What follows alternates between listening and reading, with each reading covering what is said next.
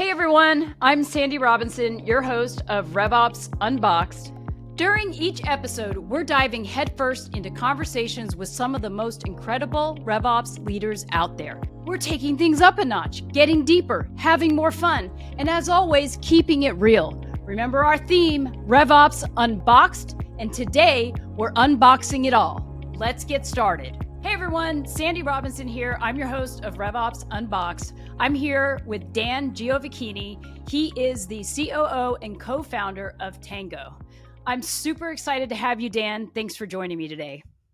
Thanks, Sandy, and super impressed you just got my name in one try there. I've heard it's like an exotic gelato, perhaps, or some fancy noodle in Italy that nobody's heard of, but you got it first time. So impressed. I love it. I love it. Fancy noodles. That's what we talk about here today. This is exciting. Dan, tell me a little bit about your background. Why you started Tango. What got you to where you are today. Yeah, thanks. So let's see, we're 5 years into Tango now. I came into Tango never actually having operated, and boy, was I in for a surprise. So I actually started my career in venture capital, and that's been referred to in certain circles as the dark side. And I've kind of learned the last few years why, and it is the dark side. But that's my background. Three of us co-founders, me, Ken, and Brian. Ken spent several years in really the hyper growth phase at Uber, seeing everything that went right and everything went wrong, going from a few hundred people to I think 20,000. And Brian is our technical genius, creative, ADD, all over the place, mastermind behind our product. But my venture background, the one thing I will vouch for, even though I think there's a tremendous lack of insight and clarity from them on what it takes to build great businesses and do the hard work that we all do to drive revenue engines and to make customers happy. The one thing in venture that you do see is this incredible landscape view of what's the purpose? Why are we here? What's happening at, a super 50,000 foot level? Where are things going? And in that sense, it distills down into, what is the purpose of a great company? And, for them, it's create revenue. Because if you're creating revenue, you're pleasing customers, you're bringing something of value to the market. And when you boil it down that way, decisions seem easy, right? Like, oh yeah, of course, open up Europe, and of course, like add that new product line, and Google's going to launch this thing, Microsoft's going to launch this thing, so of course you should go do this thing if you're in technology. And where that actually, the flip side of that is just a total like lack of visibility and empathy into the rigor and operational excellence that's required to get from point A to point B, whatever phase you're at, and what that means. But anyway, I came in. We came into building Tango with those backgrounds and grand ambitions and big ideas, and we started the company, and it was really about helping people learn on the job better. We felt like it was too hard to get good at what you do at work. And so we started building out a suite of tools, and you're happy to talk more about that later, but a suite of tools to help people to make work easier, and specifically around software use. I love it. And I love your story, particularly because, I pushed back on having you here a little bit because I was like, all right, you're the COO, you're the founder. But you really hit me when you talked about just building the revenue engine and understanding, what it takes to build up a company, and, how really revenue operations is the core of, building a company and building something like Tango. And then the fact that you are also building a product that you're using along the way to do exactly that. It's kind of like a double whammy. So I really found that to be really interesting. And, when you think about how you started out in, getting things off the ground. I mean, they don't obviously call it bootstrapping for nothing. What was your vision? Like, where did you start in terms of the revenue engine? You think about the customer journey. You mentioned that the customer is ultimately what revenue is about, right? Making the customer happy. How did you start thinking about that and shaping it? Yeah. So, I mean, I think we have an idea of how this works well today because we made every mistake in the book early on, and so you have to go through that process. I think to truly be able to kind of speak credibly or advise anybody on this topic. But the one thing we did try to set out to do, I think, helped is just the KISS framework. Do you know the KISS framework by chance? Is that the keep it simple, stupid? Keep it simple, stupid. So, I Yes. mean, when you're standing up a revenue motion, there's just a million things that can, be considered, opportunities, risks, and, oh, this tool, that tool, or, oh, yeah, we could have this meeting to dive into this. And oh my God, if you fall into any complexity traps, it just compounds and compounds and compounds. Mm-hmm. Um, so, that was one thing we set out to do. I think it did help us to some degree, but we of course made lots of mistakes. The big tenets of what we do now and what we help a lot of customers do, frankly, is try to put the customer journey at the center of all your systems, your processes, even your headcount, right? Everything around the organization should basically mirror what your customer journey is. So that's another one.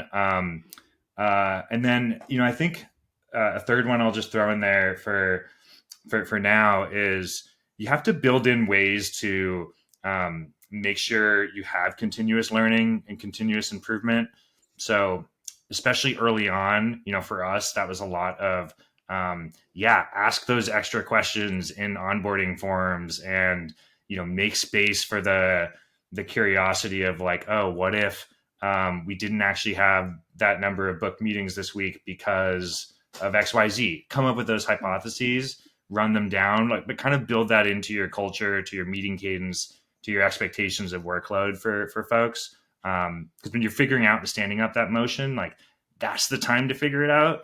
When you're scaling and like going from, whatever it is, 10 sellers to 30, that is not the time you're gonna have the luxury to be curious. So especially in those early days, really stay close to that customer journey, keep it simple, and like build in that space for curiosity to like deeply understand why certain things happen or why they might go certain ways. That's great advice because it's so easy. I've seen it, jumping into different, varying stages of startups to, start a revenue organization. And it happens so quickly where, hey, maybe there's four founders and each one of them likes a different tool. So they go out and buy their own tool because they're the founders and they're doing, and like before you know it, within a year, you have like already like a Frankenstein tech stack, and like kind of you're already creating your own silos, and it really does happen quickly. So I love your advice of, KISS is great. It's a great foundational just way to think about things, as simple as possible, but then laying it over the customer journey, and at each stage of the customer journey. And that level sets it, because when you've got a lot of personalities that get up into C-suite roles, right? And Oh my God. everyone knows what they're doing. Everyone's got the D, they're a D on a disc. Like, 90% of the time they're Ds. Occasionally you have like an S or a C in that environment, and that's different. But, everyone knows what they're doing. They all know they're right. So that it's a great way to level set and say, hey guys, we're here about the customer. Where does this fit in? Where does this tool fit in? Where does this person fit in? Where is enablement needed? Like, I love that you said that, because it's easy to just try to say, okay, we checked this box, we put this process in place, but then we're never going to talk about it again. I mean, that's the thing. There's other ways to say this or manifest it or live it out, right? But it's like, keep the main thing the main thing. and it should always really be the customer. If Hmm. you want to be any kind of successful, great organization, you're customer centric. You're not product centric. You're not technology centric. You're not the way we work centric.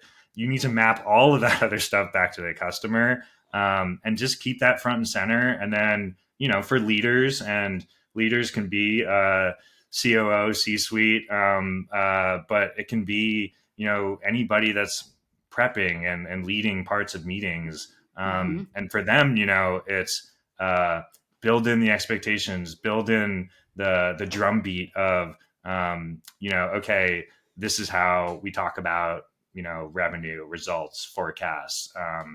So that's a mindset thing, and sometimes we lose sight of it, but that's where people, I think, like early leadership, early standing up motions, figuring out, the next phase for your company, whatever that might mean. That's your job, is to sort of set that beacon, and you can do that from bottom up too. I love it. Yeah, talk about the bottom up. So for people listening, what are some of your, non-negotiables when you think of like the go-to-market motion and things like that? People that might be in varying functions of the go-to-market function or motion or revenue operations. What are some non-negotiables that you have? Yeah. So, I mean, we have this framework that we kind of use in feedback and in, performance reviews, career planning, career development discussions, and it's called impact players versus typical contributors. And Okay. so, one way to answer your question about non-negotiables, at least where my mind went, um, that's something across the team is, Hmm. how are you being an impact player? And there's a little bit more of, a managerial level, Yeah. but I think an awesome mindset for anyone at a company, and leaders included. And what that means is, do you just do the job description? Do you wait for instructions to be told what to do? Do you have a cover your ass mentality, which, we all have these things at various moments. Hmm. But the alternative is, you look for ways to lead. You take agency. You attack problems that haven't been brought up yet, that you discovered.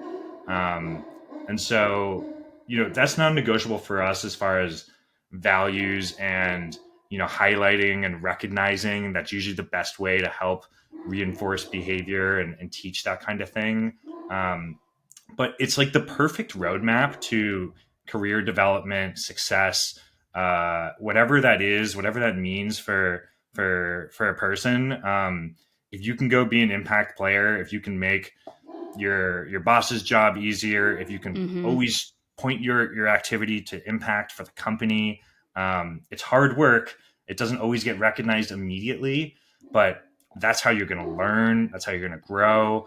That's how you're going to actually drive results at the end of the day, when you're looking back. What did this person Hmm. do, to help the company? Um, that's like the North Star. That's non-negotiable. And I think it spans kind of a lot of areas. I, I think that I love that. I mean, in that really it starts with the interviewing process. It starts with the founders and how you leading by example in the way that that drives the company culture, right? Like, I would imagine in your world, it's okay to make a mistake if that's what you're trying to do, right? Of You're course. you're trying to create impact. You're thinking in an innovative way, and then there's that accountability aspect too. So I think, I mean, look, RevOps in general, just to relate that to RevOps, is like you have to be an impact player because most people don't get what RevOps is or the revenue engine, and they don't see it that holistically, right? So, and as somebody coming into a startup or like, even a large established billion-dollar company that's never had RevOps, you have to be innovative. You have to be an impact player and, put yourself out there. you can't hide, you can't, this job is, you can't hide behind a box checky thing. That is a different type of work. That's a different, you want to be a box checker. That's not the kind of thing you want to do. So, it comes down to that, that drive, that self motivation and willingness to put yourself out there. So I think a lot of it has to do with that, kind of personality too. With with great power comes great responsibility. Mm-hmm. That's the blessing, or the curse, depending how you look at it, of RevOps. There is no more important role right now with the way go-to-market motions are changing constantly. The way, if you're in technology, the importance of being able to help adapt your revenue motion based on all the changes that are happening there. The tooling you use is the other side of it. The systems, Mm-hmm. the competitive advantages you can gain around data and around customer experience. There's just like, no better, no greater opportunity for a position to like have impact on revenue at companies. And blessing and a curse, because Yeah. it is a lot of responsibility when you think about it like that. Um, but it's also like, there's the high and low concept, which like, I think great leaders, right? They can go high, they can be strategic, they can be visionary, they can understand the big picture, and they can go low and do the work. And that's RevOps, right? That's Right. like, it is a leadership position just fundamentally by that nature of, you don't get the luxury of not being able to do, one of those. You have Mm-hmm. to be able to dive in like a bird with a long beak going in for the fish to Yep. like attack a problem. And then you have to be able to come up high, see the forest through the trees, understand, where to prioritize, understand the biggest risks and opportunities. And that's hard. Yeah. But for people who want to make impact, it's like a dream setup. Yeah. Yeah, I love the way you said that, and in the communication from there. So being able to, because a lot of times you're a RevOps of one, especially in a company where you're starting out, right, standing up a Yeah. function, and so you have to be able to dig in, but then you have to be able to sell up across the organization, communicate the value, break through the noise, and all of that stuff. And you mentioned the technology changing, and I mean it's literally like I was 2 years out of Salesforce in HubSpot, and then I'm just putting in a Salesforce implementation. And in 2 years, I mean, mind blowing difference in changes. And Oh a my God. lot of that is all AI. So tell me from your perspective, how should go to market, RevOps leaders, anybody in this world be thinking about AI and how to stay ahead of it, the art of the possible? If you could share some insights, that would be great.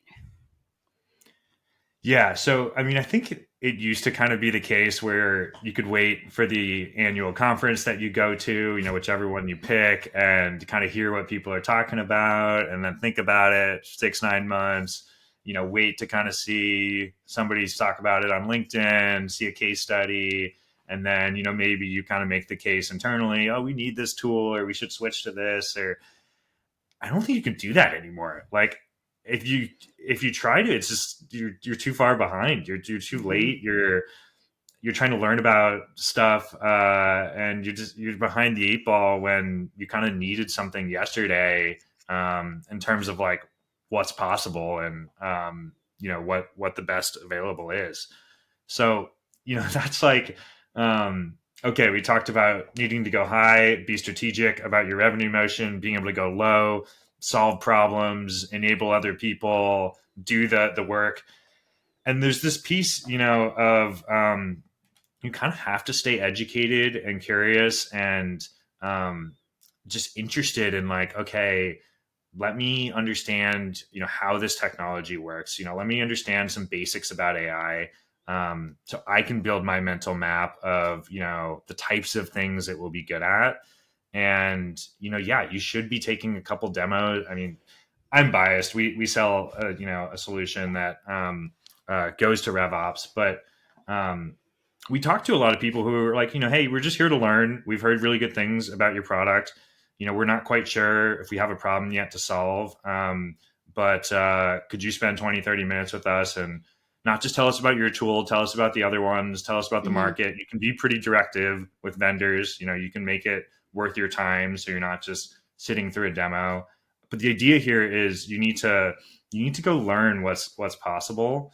Um, and I think that's the starting place. Hmm.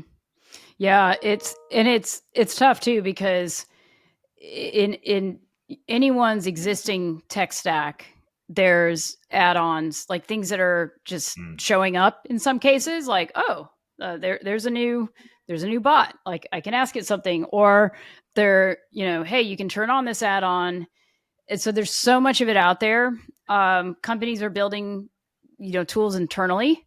Like if you're a SaaS company and you've got developers, like they're also making cool shit for the team, yeah. right? So there's a lot of it out there, and there obviously there's a messaging component, some of the Gen AI, but you can obviously use that for other purposes in terms of saving you time or enablement or your tech.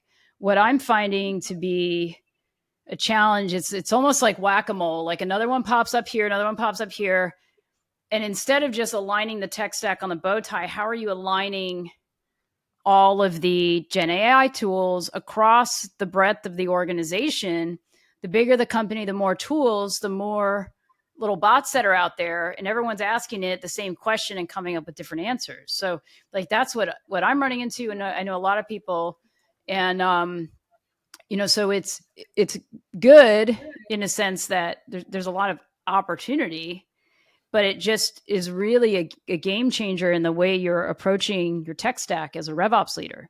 Like it is completely 100% not the same as 1 year ago today. 100%. And 1 year ago, we listened to this podcast. 1 year ago, 1 year forward from today, it's going to be completely different again. So how do you suggest like people approach this?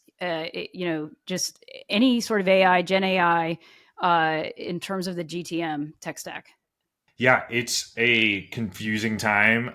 And when, the status quo gets shaken up, I think people need to like go back to first principles. You need to build your market map or your model of, your tech stack. And there's new categories now, right? And like exactly like you're saying, Clay is a decent example. If folks are familiar with Clay, this idea that you can have like a data personalization enrichment engine that powers your different go to market tools. Like it's a new idea entirely. So I think it's you do need to kind of do that work of, let me take a step back. Let me build the model of the different types of tools. Okay, we have this for this, we have this for that. These new things, where do they fit in? What are they helping accomplish? Map them to your unique go to market, your revenue motion, and what it helps solve, and map it to your customer journey. Those things we talked about earlier. Uh, so I think it's like more of, in times of uncertainty, in times of like a lot of change, you kind of need to build your own just mental model of what's possible and what's available. And I will say too, like, ChatGPT, like game changing, like once in a lifetime kind of, just like, whoa, this thing is out here. It can do so much. How do we use it?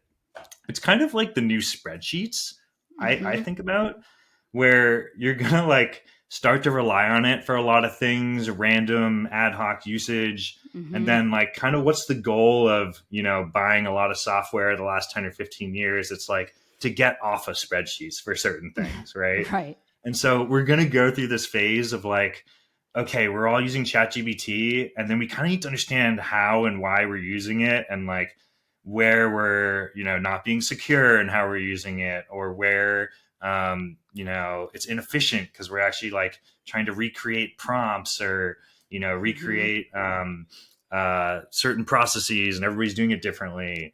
And so that'll be opportunity over time to look at where your instincts go to like use AI, ChatGPT for something, and recognize like where other people on the team are doing it, and then Mm-hmm. that's like, okay, ding ding ding ding, like at some point we can formalize with a better solution here.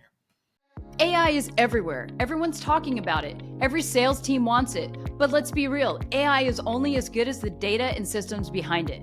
If you're a CRO, you need the right AI to drive real revenue impact. You need forecasts you can trust, cleaner data, and a sales team that's actually selling, not stuck wrestling with their CRM all day. And if you're in RevOps, you didn't sign up to be a CRM tech support, but here you are, cleaning up bad data, fixing broken workflows, and chasing reps to follow processes. That's where Tango comes in. Tango is your AI powered CRM admin. It automates deal updates, enforces pipeline rules, and eliminates manual data entry so your team can finally focus on revenue, not busy work. And that isn't just hype. Tango has powered over 3 million workflows and is trusted by companies like Walmart, Roche, Cox Communications, and Lockheed Martin. No more chasing reps. No more sales ops drowning in support tickets. Just faster deal cycles, better data, and forecasts you can actually trust. Ready to stop fighting your CRM? See Tango in action at tango.ai/sales. That's tango.ai/sales. So what does that look like at Tango? Like your tech stack, your go to market, if you don't, and if you can't use names of other tool, I mean, obviously use other tools besides just your own, but what's your stack look like? How are you approaching that? And just curious, like, cause you seem to have like, you obviously have a really good hold on what needs to be done. You're very much entrenched in this. So I'm just curious on your, what you guys are doing. Yeah, no, I mean, I'm happy to share specific tools. So we're HubSpot Foundation. We do use Stripe to its fullest extent. More on the kind of finance side of Mm-hmm. RevOps, but we take advantage of a lot of their new functionality. Um, we use Clearbit got bought by HubSpot, so it's getting integrated, but we heavily rely on that for enrichment. Um, and then Chili Piper, we're a big inbound kind of motion. So that actually powers like one of the most critical moments of our customer journey. And, we've had a couple hiccups with them. So, we talk with them a fair amount. But those are some of the core pieces. And then, we make a lot of use of our own product. So Tango, that gets our processes on lockdown. It helps us automate certain work in those other tools. And then I think for RevOps for any team, you need to be using kind of Sheets and Excel.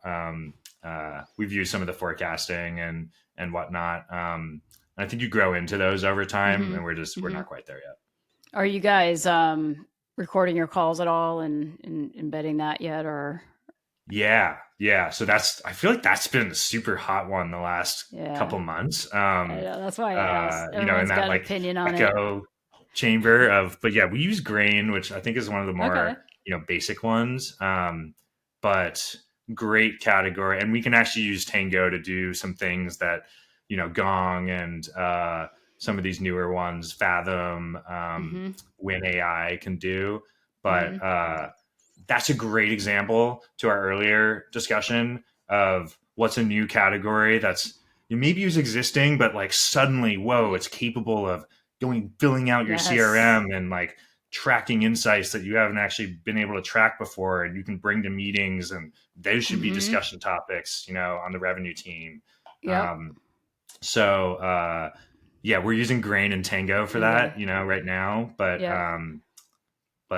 big category to pay attention to. Yeah, and it sounds like you're pretty lean though in terms of your tech stack, which I think Mm-hmm. is, you know, there's been a general consolidation effort, after every bell and whistle came out during COVID, and Yeah. all the shiny objects out there. I think over the last probably year and a half or so, there's maybe even two, just a general consolidation effort. And then because a lot of these companies are adding things like call recording and their Yep. Gen AI components, you're able to kind of do that and check the boxes, like get some of the functionality. It may not be as good as the other tool that's their core functionality, but I'm okay with it because I don't have to change the behavior and it's all in one tool, right? Like Zoom's a great example. I went with ZRA, which is their recording tool. Yep. It did, enough of what I needed, and the whole company already had Zoom Pro. And so I don't have to Yes. change behavior. It's a little add on, and, it's got some quirks and things that, I give feedback on, but it works great for what I need it to do.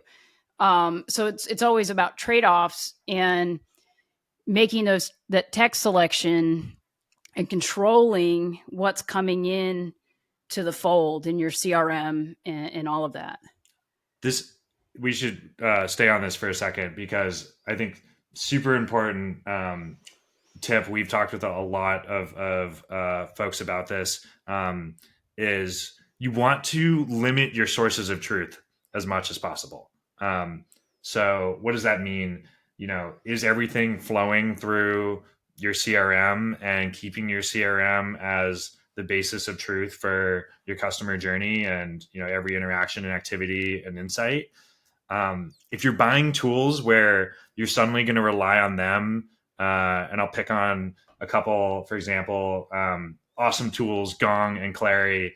But if you're putting foundational sources of truth, insights, or doing key activities in there, that is the step towards, oh shoot, we are suddenly pushing workflows and processes into more tools. It makes our enablement, infinitely more difficult. Integrations and APIs, while a lot of them are great and native, quote unquote, Mm-hmm. you're not going to be able to port over everything you want. It's not ever fully bi-directional in the way we ever dream about. And so when you add more sources of truth, that's when you look and you step back and you're like, whoa, we got bloated. Like, how did this Mm-hmm. happen? Whereas the difference is if you're looking at tools, that work in the background, that don't require, end users to come in and get familiar and learn something new. It doesn't require processes, to change in as substantial ways. Those are easier ones to add. Mm-hmm. But that sources of truth thing has been helpful for sort of saying like, okay, it sounds great what they're saying in theory, but in Yeah. practice, we're going to get killed if we try to, Yeah. put more people into another system or more key process. 100%. And that is exactly why I made the decisions that I made in terms of what we were just talking about, the call recording, because I'm putting a Yeah. new instance of Salesforce in. I don't want people going to other shiny objects. Yeah. Everything I'm building is in Salesforce at the opportunity record.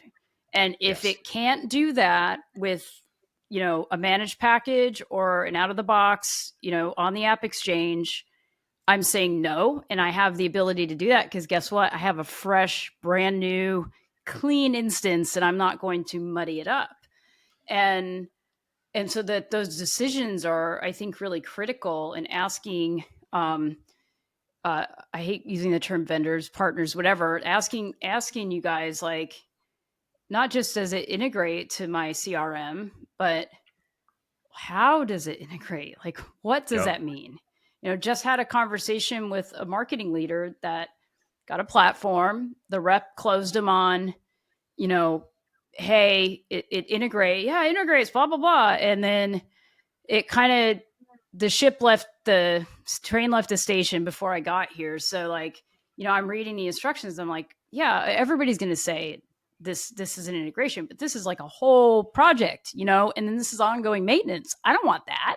Like, that is not a thing. I don't want somebody living in there, and I don't want to have to maintain this connection because I want somebody to go into Salesforce and it works. Or when I was in a HubSpot shop, it was very, trimmed down the tools that, even more limited with HubSpot, and you know which ones they are that work well with it. And you're not having to do all that level of, getting developers and writing code and third party applications that have to do the stuff. Like it, to me, that's just, the bigger you get, obviously some of that's unavoidable, but yeah, I see you kind of smiling. So,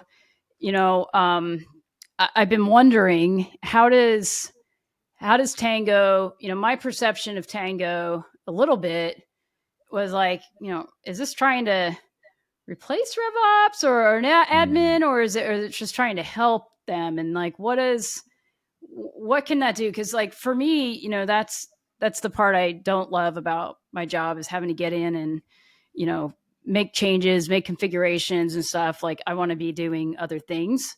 So, um, what problem does it solve? Yeah, and I'll just give you the reason I was smiling quick because you made me think as you were talking through, these integrations that never go as you plan. And have you seen? I feel like it's gone viral in different social platforms at different moments, but people might know what I'm referring to here. Is you have the guy who's got a chocolate fountain in front of him, and he tries to Hmm. put cheese in the chocolate fountain, and you can see the thing like start to spin, and it goes out of Okay, control, and he can't stop it, and like his eyes, you can see him getting, and it's like just one of the most hilarious videos. I'll Once you have get to it in your find it, brain, you but can't get but it I out. get the idea, because it just literally does turn into a shit show so quickly, because it can get out of control. And some salespeople are great. They're not, the buyers aren't the technical buyers that are in the process. They're the people with the budget. They Yeah, own the marketing budget, they own the sales budget, and oh yeah, we need this tool for this. Yeah, they said it integrates to HubSpot. Well, that's a loaded question with HubSpot, because again, the selection is narrow, of what tools really are applications within HubSpot. And Salesforce obviously have a broader selection, but it's still true, right? It is completely different to say it integrates. And so that happens so quickly, and it just takes marketing person signed a contract, or the project manager signed a contract for a new project management tool, and you're like, dude, like, hey, what's yeah. happening here? And it's so fast, and then you're in a contract for 2 years, 3 years, And you're like, what do something we like do? that, Yeah. and you're like, either you got to eat it or you got to figure it out and build it. Yeah, it happens. It happens too much. I mean, so this is part of the approach we took actually in building our product, and thanks for asking about it. But it's that it comes back to, so RevOps specifically in the CRM, we're all very familiar with being dependent on our Salesforce admins or developers, our IT teams to make some foundational changes, and sometimes it's even just setting up an integration. Sometimes it's changing a validation rule, something basic, or looking to add a property. If it's something that like your engineering and internal team is can we get product usage data into our CRM? Like that one's going to take even longer. I mean, you kind of see where I'm Mm-hmm. getting to. Mm-hmm. There's this dependence on IT and developers, and we don't want to make their lives more difficult. To ask them to do stuff, but that's part of the reason we get into this like tech stack hell is when you need that integration, or you need that extra work to make these new tools or make this AI have the impact that you want it to. Um, and so when we're building our product, one thing we built in is that it's truly no code. It's not even flowcharts. It's not even anything that you would look at and you know need to be technical at all. And it doesn't require you to go to IT team to make changes. And so the way that works is we're actually a browser extension.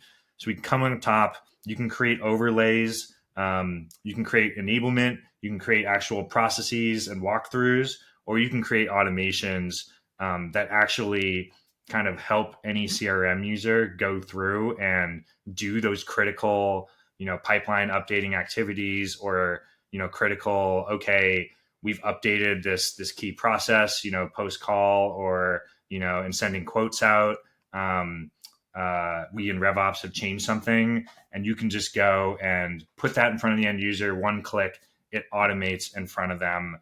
And so in this way, and it's a browser agent, we're calling it your team's personal CRM admin. We're actually, launching this big publicly in the next couple weeks. But in this way, what you're doing is you're not replacing RevOps, you're not replacing even the IT team, but you're giving the business team, the revenue team, the ability to go and configure key process changes and, bring AI into your busy work, the stuff that has to happen, for customers to get follow-up emails, to research those meetings, to progress opportunities or deals in the pipeline, to send quotes out. It's allowing you to go impact all that work without code, just doing it as an overlay, as an AI agent on top. And, that gets into a little bit more of what we do, but the foundational thing being there is like, if you have this friction of like, we need to go to IT and, we need to have something customized or built, and you bring that out of RevOps, out of business, you're just really limited in the impact you can have. You're dependent on others. And, you don't want to ask your end users to go to another source of truth either. So no, that's interesting. Or even for smaller, like one person operations in RevOps, where they're having to rely on other resources within the organization, contractors, things like that. It sounds like there could be some definite opportunity there. I mean, at the end of the day, I think you said, you talked about it being about the customer, and to me, that's removing friction. So when it takes time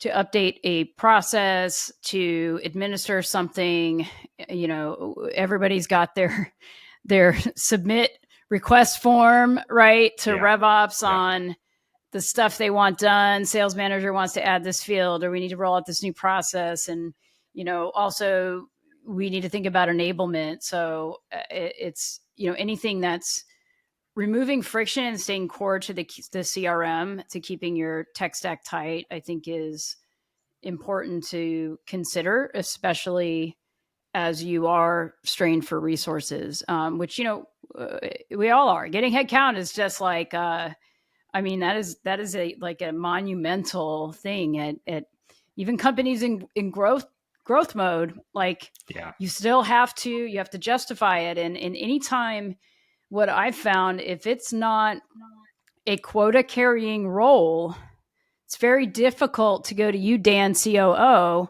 and convince you, like, I need to get an admin, or I need to get an analyst, or I need to get this. But it's a lot easier to go to you and say, hey, I need XYZ budget for this tool. Here's the value it's going to bring to us. And by the way, it's easy to set up. And, so those, Or, that's great, right? What we see people have a lot of success with, and helps really frame it, for those decision makers, is, look, we're having this problem, or we have this company objective and this team goal. Here's what's preventing us from hitting it, or, here's some data that shows what we could accomplish, if we could do XYZ. Normally, to go do this, I would need to go hire these 3 people, or this headcount and this role. I know we don't have budget for that. I know that bringing in additional, people, and the thing with like bringing on people, we love people. We love, more cheery, awesome people in our Slack and Zoom and offices. But it's like overhead, right? Because it's like, you got to train people. You got to help. Somebody's got to manage. It's, more meetings. It's, and then like on the cost side, not that we want to go there, but people need benefits and salaries and it's like all this overhead. It's not a 5x OTE like when you're bringing in a new AE, right? Exactly. Like it's a cost. It's an overhead cost. It's that. And so with you, when you're framing and, you say, look, I would have had to, we would have to do this to actually solve this problem or, generate this opportunity. Instead, we can, purchase this add-on and we can upgrade our HubSpot or Salesforce, or instead we can, actually buy this tool. It'll be a fraction of the cost. And we think the ROI case will be XYZ based on, this data. So I think that's the right mindset. Not that we want to avoid headcount, avoid Right. replacing people, but it's like we're limited, and Hmm. here's how we can make do with that. Yeah, I mean, and this is just great perspective from somebody who approves that a COO is your perception of you bring the problem. Here's the problem to solve. We can go about it this way. Here's a more efficient way. Or maybe there's an in the middle way. Like, yeah, we'd love to have the three people. We know we can't have that now. Maybe that's over time, as we build up when we get to X revenue. But here are a couple other options, and then communicating the value. Like, this is just really great just from your mind for people, because I think sometimes, depending on the world RevOps people come from, like we all come from different places and get to RevOps. Every single person I have on this podcast has a different background and got to RevOps. I was on the sales side and I enablement and I taught sales training and all of that stuff. So I try to leverage those skills to sell internally. And that's the part I think that's important to develop those skills, is how do you make your case, just as if you're closing a deal, right? How do you make the Totally. case? Here's the pain, here's the problem to solve. Here are a couple of options to solve it. This is the one we recommend because it's going to, help with whatever initiative you're working on. So how do you tie it to the COO's initiative, to the quarterly goal, to the annual goal? Specifically those metrics, right? What is that going to gain out of it? So it's not perceived as an overhead. So that's just really, I think for people listening, like really take what Dan is saying to heart here, because it can help you navigate internally in your organization how to align leadership and demonstrate that you're a strategic partner to the COO, to the CRO, to the CEO, in positioning things this way, and not just kind of whining about like, well, I need to get a person. It's like, well, you know, that's Yeah, why we hired you, right? So exactly. Really so well I said. love it. I love it.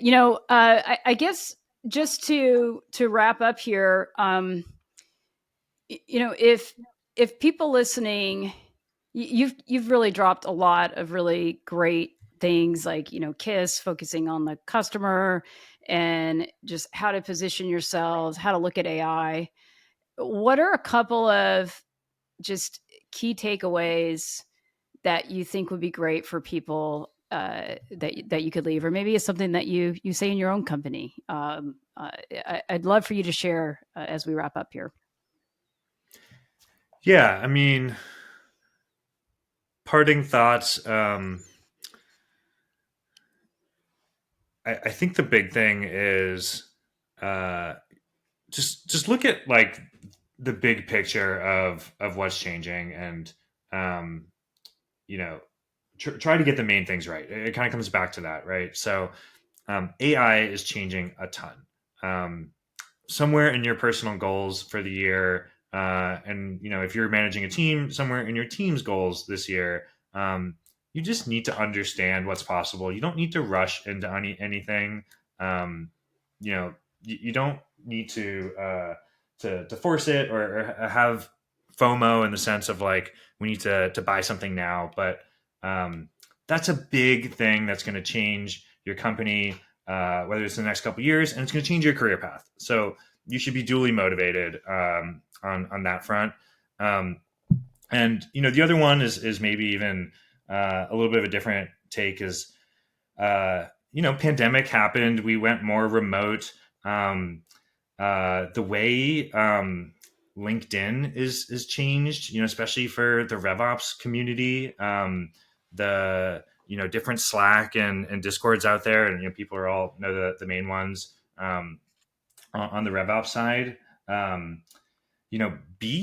Be active there. That's where you're gonna hear and learn. And you've done an amazing job with this podcast, right? Making practitioners' voices heard. So I just think there's something there too, where because technology is changing a lot, because revenue motions are changing a ton, because the RevOps role itself, has just continued to morph each year, and each year is the fastest growing profession according to LinkedIn, 2023, which is mind blowing. Like, you should just be social and like get in that external information. Don't just rely on your managers. Don't just rely on what's going on at your company. So maybe a little bit scattered there, but I think just try to really understand what's possible. Keep it simple. The most important things: how does it affect our customer journey? How does it affect our selling motion?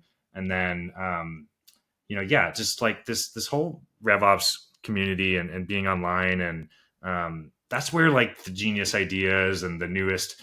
You mentioned like HubSpot shipping like 1 million things, every week, and they do a great job sharing there. It's just like that's where people are learning now. So that's where you should engage and make sure to spend some time. Man, this was great, Dan. Just some really great insights, and I just appreciate you sharing and just having this discussion. So thank you for being on the podcast. I'm sure everybody's going to love the episode. Appreciate your time today. Thanks, Andy. This was a blast. This has been another episode of RevOps Unboxed in partnership with the Revenue Operations Alliance. Until next time, keep unboxing.